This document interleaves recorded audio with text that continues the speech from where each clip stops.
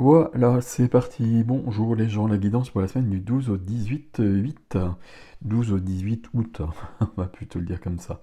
Voilà, des énergies particulières en ce moment, il se passe plein de choses, hein. Il y a ce portail du lion qui se finit cette semaine, là, enfin on va en sortir, mais il y a aussi Mercure rétrograde, il y a pas mal de choses au niveau astrologique aussi, qui nous appellent vraiment à être en soi. Et puis probablement, enfin, chacun va le ressentir différemment, mais je pense qu'il y a beaucoup de choses qui sont en train de se modifier pour pas mal de personnes. Et on ne sait pas forcément quoi pour l'instant, et dans ces cas-là, c'est toujours un peu troublant, voire perturbant. Mais c'est pas grave. Ok, on va prendre trois cartes comme d'habitude, hein, pour la fin de tirage. Alors, on me demande si je fais des guidances ou des soins privés. J'en fais très rarement, ça fait très longtemps que j'en ai pas fait.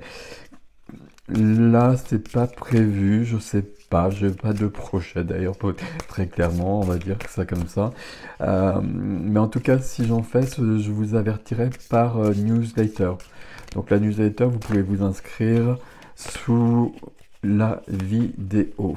Hop, la première c'est celle-ci. Vous choisissez votre carte pour la fin.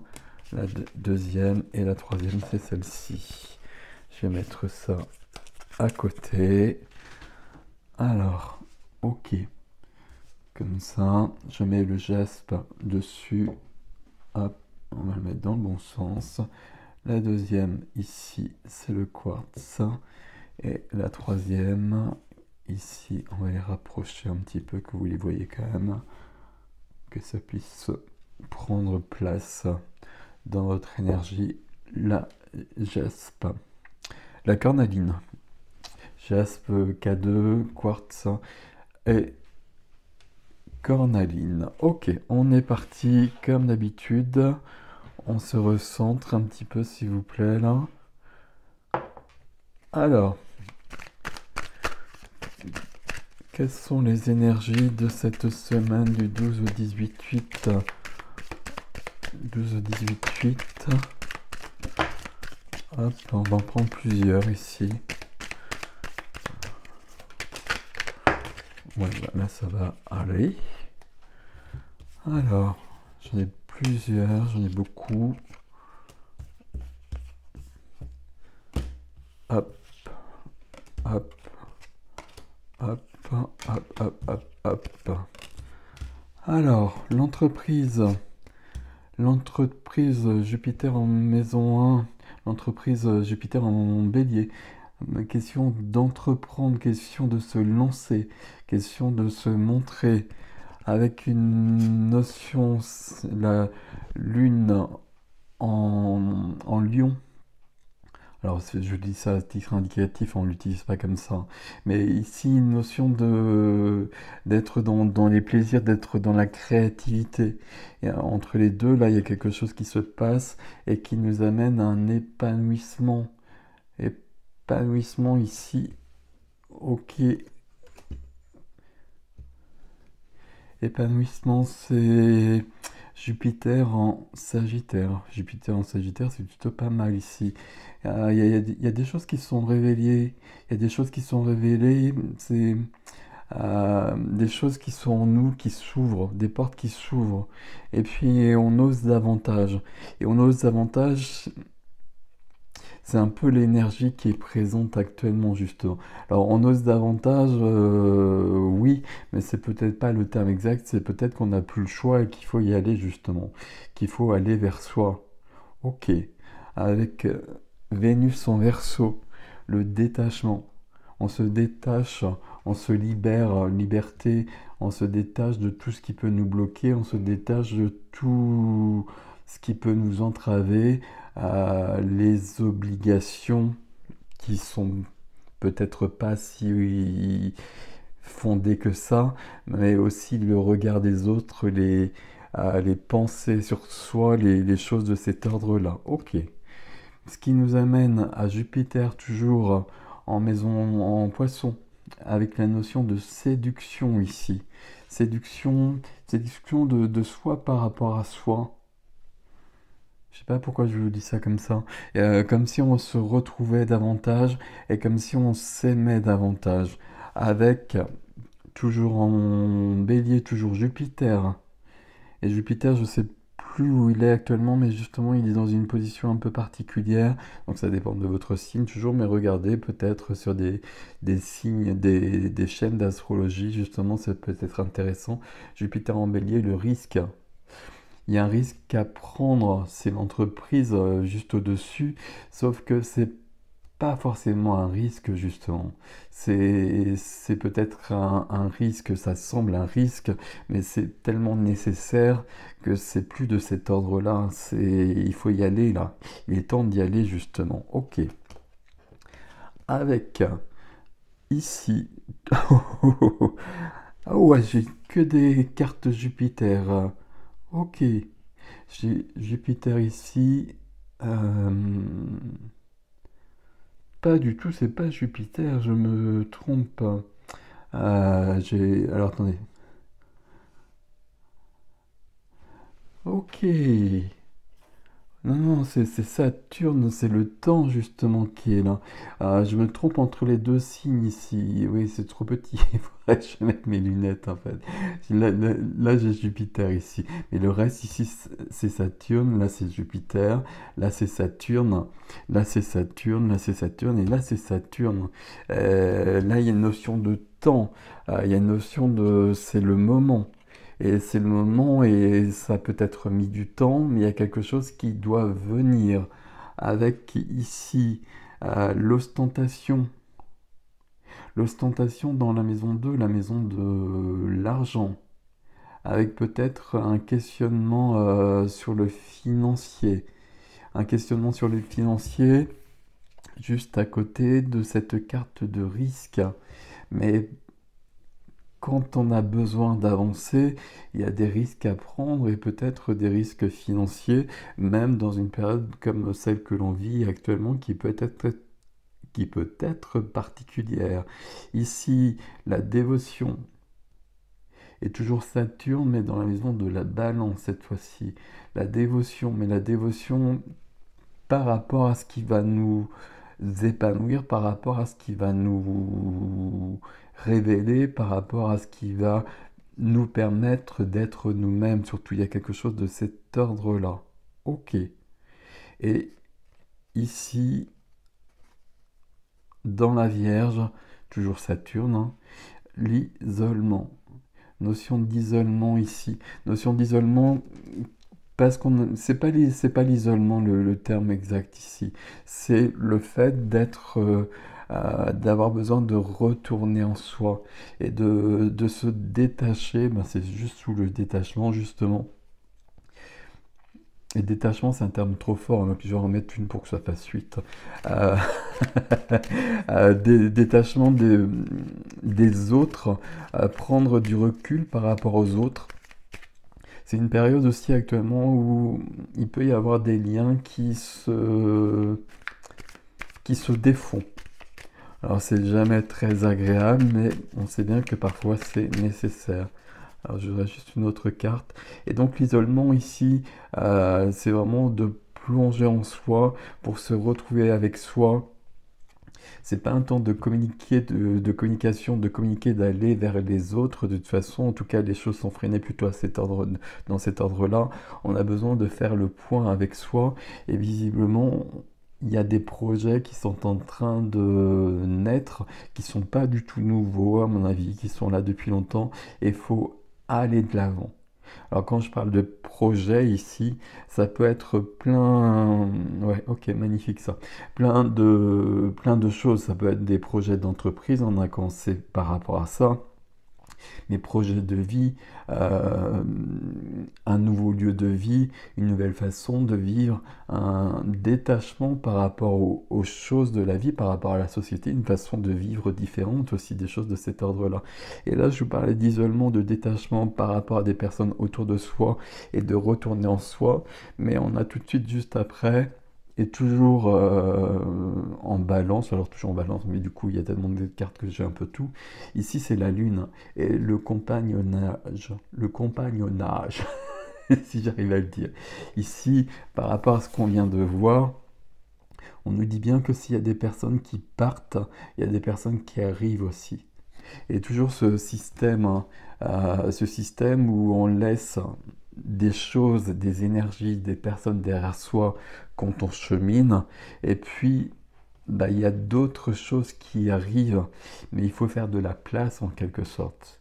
Alors, c'est pas joliment dit, et surtout par rapport à des relations humaines, mais il y a quand même cette notion où on a besoin de, de laisser de la place pour que d'autres choses, d'autres personnes, d'autres énergies, d'autres possibilités viennent.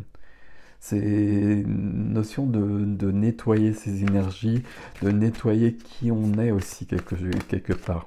Ok. Ah ok. Alors, on va en prendre plus ici aussi. Cette, cette DP. Cette DP par rapport à ça, on aurait envie d'être dans la fuite. On aurait envie de... Ça nous fait un peu peur, ça. Ça nous fait un peu peur, ça nous perturbe un peu trop. C'est là, il faut y aller.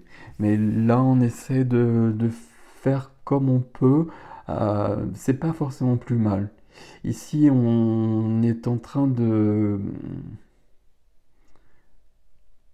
On est dans une notion de stratagème pour que ça se passe au mieux.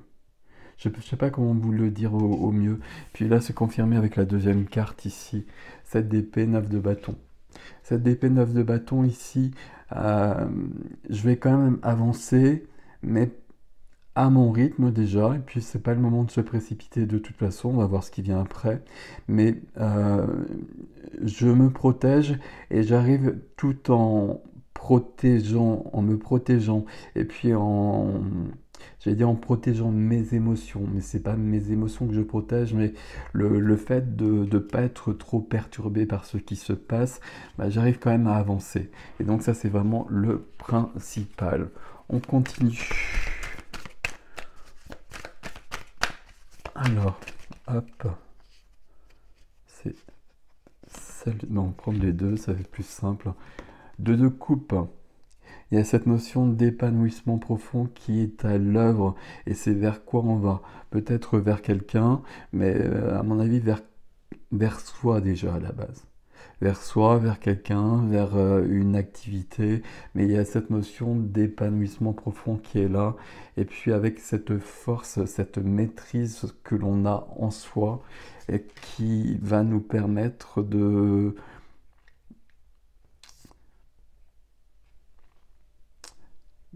qui doit nous permettre de calmer le jeu. C'est ce qu'on voit ici justement. Là, je sens qu'il y a un grand appel, je ne sais pas comment dire les choses, qui m'emmène beaucoup plus loin et qui me perturbe. Mon premier réflexe ce serait plutôt de freiner et puis de pas forcément vouloir bouger. Quelque chose de cet ordre-là, même si je sens que c'est bien pour moi, mais ça me fait trop peur. Il y a quelque chose de cet ordre-là. Ça me perturbe trop, en tout cas. Mais je vais y arriver. Je vais trouver le moyen de... Ah, je trouve pas le terme, évidemment, comme d'habitude, de négocier les choses. De négocier mon évolution. Et de la négocier avec moi. Et mon évolution, elle est bien là, avec le fou. Il y a bien un nouveau départ qui arrive à un moment donné et qui va être profondément épanouissant. Il n'y a pas de nouveau départ dans la vie, hein. Vous savez que c'est une expression un peu comme ça, mais il y a bien cette notion de passer quand même à quelque chose de tout à fait autre, de tout à fait nouveau, même si c'est quelque chose qui nous tient à cœur depuis longtemps et qu'on n'a pas euh, mis dans la matière, auquel on n'a pas consacré de temps, auquel on n'a pas pu pour l'instant, qu'on n'a pas pu pour l'instant réaliser. Et se réaliser déjà à la base, on va plutôt commencer par là. Ok. Épanouissement de couple ici, le fou. Il y a quand même des belles choses ici. Il y a une notion de risque à prendre pour une entreprise, quelle qu'elle soit, une entreprise, ça peut être se réaliser soi-même aussi, hein, déjà à la base, hein. C'est déjà ça la première entreprise. Mais il y a quelque chose d'autre probablement. On voit bien qu'on ressent profondément cette notion de risque, mais qu'on ressent aussi cette notion d'épanouissement qui est pas loin.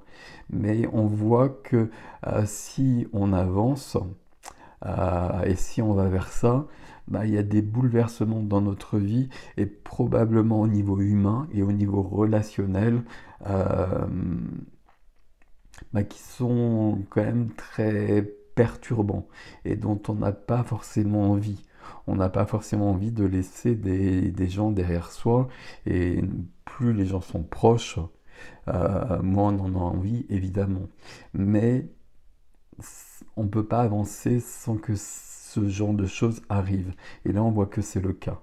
Mais on voit aussi avec la huitième carte qu'on a rajoutée ici qu'il y a des personnes qui viennent. Et donc là, tout est OK. Et ces deux cartes-là, on voit bien qu'on va trouver un moyen. Oui, je vais changer de jeu. On voit bien qu'on va trouver un moyen de faire les choses en douce, j'allais dire. Euh, Je sais pas si on va y arriver à faire les choses en douce parce que là c'est quand même très fort, mais on va trouver les moyens d'être dans des négociations. D'être dans des négociations avec les forces subtiles, avec la source, avec Dieu, avec nous-mêmes pour avancer sur notre chemin, pour, pour nous réaliser davantage. Et c'est ça dont il est question ici. Je prends beaucoup de cartes aujourd'hui, hein. Je ne sais pas ce que j'ai, mais bon, on va faire avec. Allez, j'en voudrais juste... Je sais pas, il y en a combien ici? J'en voudrais 5, je sais pas pourquoi. Il y en a 5 aussi au-dessus. Ok. Alors je pose ça là.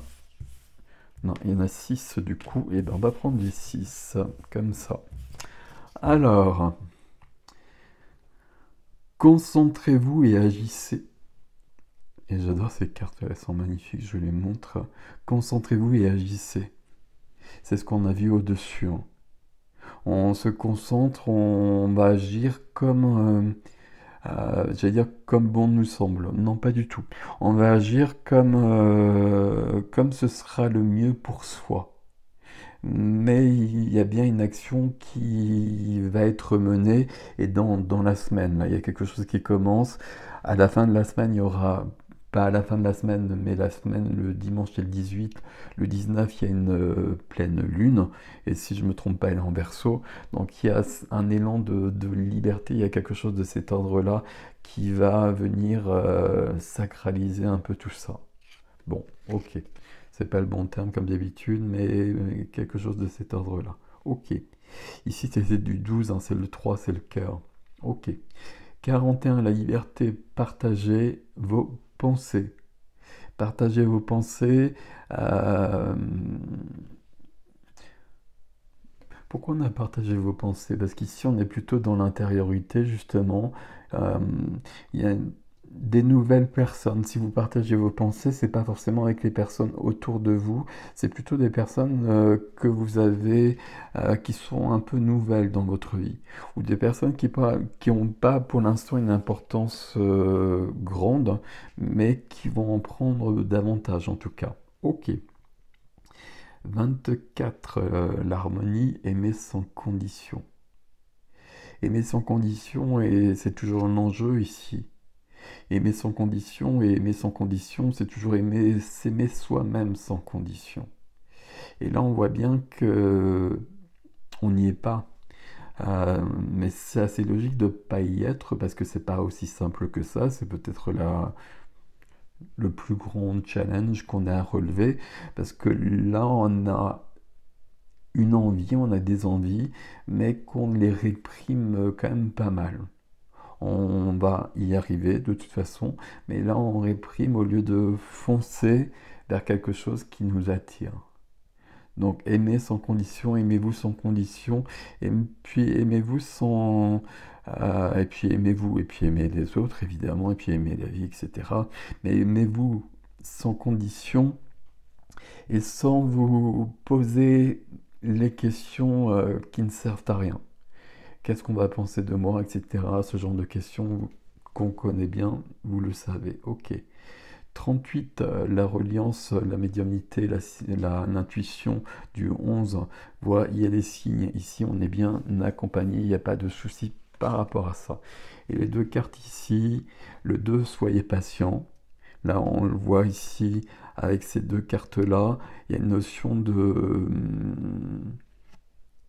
se débrouiller avec la vie pour avancer. Et puis pour avancer à un rythme qui va nous convenir. Et on est sur du 2 ici, on va revenir au 2 de coupe ici, vers quelque chose de profondément heureux, de profondément épanouissant, de profondément libérateur. Et du 47 à nouveau, on est dans le 11-2 là, très, très beaucoup. Et 47, et voilà. Ça résume un peu tout ce qu'on vient de voir ici. Cherchez votre destin, c'est ça, hein? Cherchez votre destin. Cherchez votre destin, cherchez votre chemin.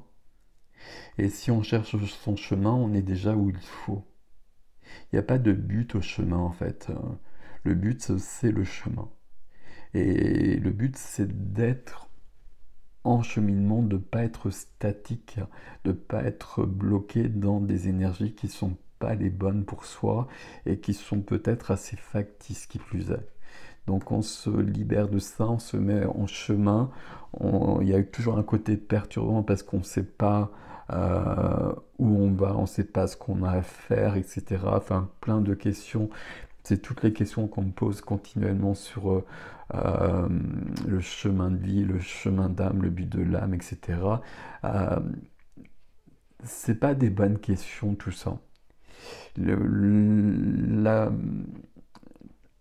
pas la bonne question, mais ce qu'il faut faire par rapport à ça, c'est surtout de s'écouter et de faire un pas à la fois et d'aller sur le chemin et le chemin se modifie au fur et à mesure et le chemin est de plus en plus clair et les choses sont de plus en plus limpides et les choses sont la vie est de plus en plus et la vie est de plus en plus simple et de plus en plus abondance à tous les niveaux. Et je le dis, hein, alors que je sais que c'est pas le cas pour plein de personnes, mais justement, plus on s'écoute, plus on est en accord avec soi, ben, plus on est dans cette énergie-là, tout simplement parce qu'on est aligné, ce terme d'être aligné, et on est dans son intégrité surtout. Ok. Alors, les trois cartes, pour ceux qui ont pris la jaspe, la jaspe, la jaspe, je peux le dire plusieurs fois. La carte 22, mettre nombre posé dans la matière, activé dans la matière, porte de l'intuition ici. Je m'éveille à l'intuition créative.